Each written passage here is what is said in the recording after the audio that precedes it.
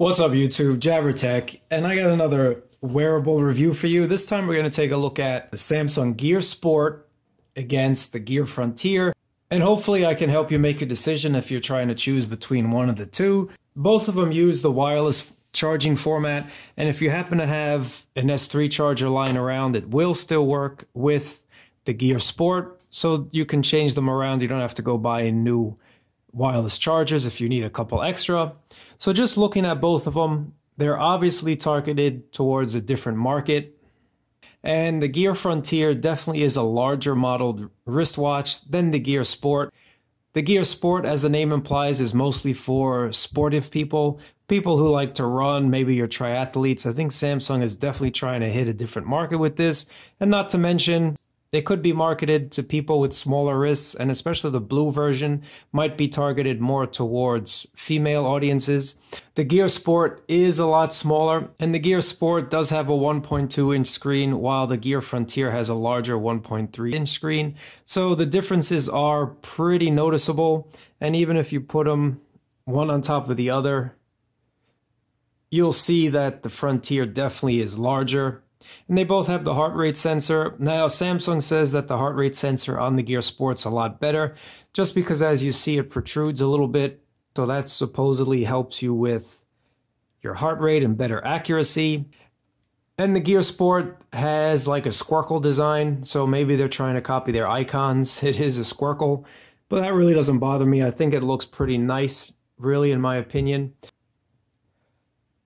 But again, just looking at them side by side, the Frontier might be a little big for certain people, and the Sport is not as big. So let me show you what it looks like on the wrist. And as you see, it does stick up just a little bit. It's really not that bad, but it does stick up. And it sort of tries to conform to your wrist, to the curvature on your wrist. Because it is a larger watch, and because it does have all these internals and this little camel hump right here, it doesn't do so very well. If you look at the Sport, you can see that because it is smaller and the hump is not really there, it does sort of conform to the curvature of your wrist, and it does so a little bit better with the lugs here, definitely a little better. So if you take a look at that again, it's really not too bad on the Frontier. I haven't had any problems. I really don't have any discomfort wearing the Frontier at all. The Sport definitely sits better on my wrist because it does sit within my wrist dimensions, whereas this one kind of goes off a little bit. But again, is it a big deal? Not at all. And just like the Frontier, the buttons on the side of both of them are actually pretty flush with the device. Really nice, and they have these tiny little ridges on them. You can see that one there. And the Sport keeps that same design language. You just heard the beep from my Frontier.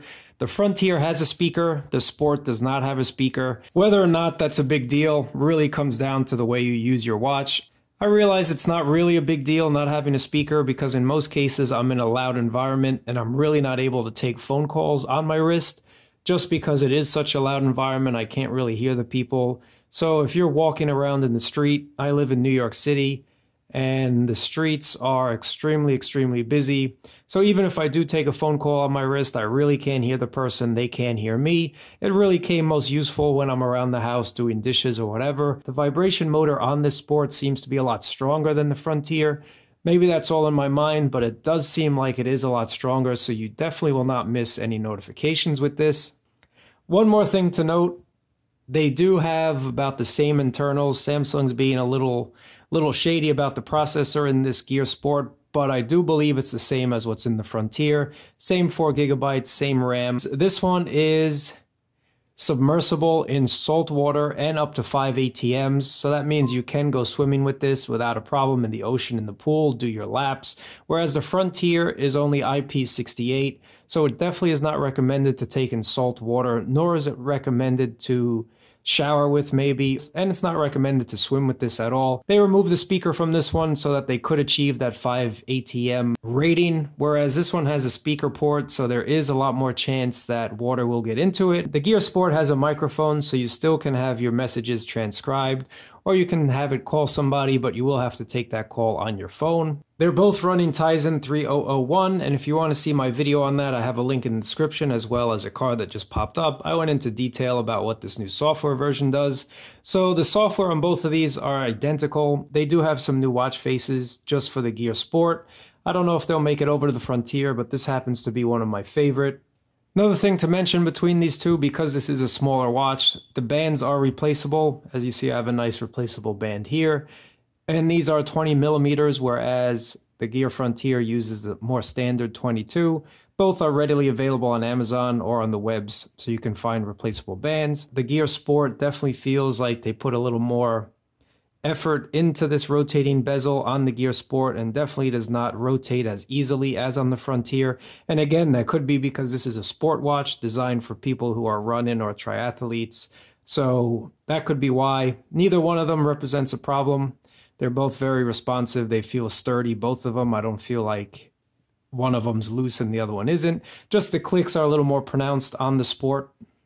Both of them have Samsung Pay for mobile payments, except the Frontier uses MST technology, which basically means you can use it at 99% of the terminals, even those that don't have NFC set up right now. So for mobile payments, the Frontier definitely gets the win. I'm trying to get back into running myself, and running with the Frontier just was not possible. It's just a little too large for running with, in my opinion, and especially working out at the gym, it kind of got in the way for me. So I'm going to find out how this one does and report back to you guys. Anyway, I hope you liked this video. Thanks for watching. Really appreciate it. Thumbs up, subscribe. Helps me out a lot if you do that. And let me know what you guys think about either one of these smartwatches. Do you find one more attractive than the other one? Would you rather wear one or the other? For me, I like both of them. I think the Frontier is definitely more my style, but the Sport has its attributes and it has its place in the world as well, just like everything else. Thanks for watching.